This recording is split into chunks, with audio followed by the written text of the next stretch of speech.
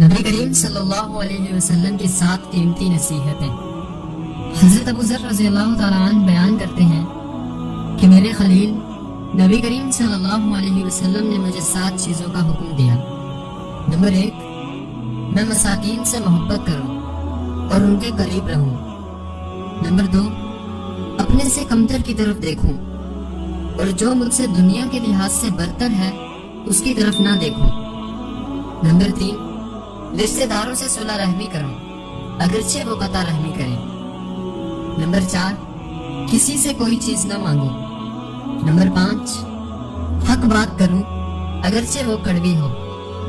Number 6، اللہ کے بارے میں کسی ملامت گر کی ملامت سے نہ ڈروں۔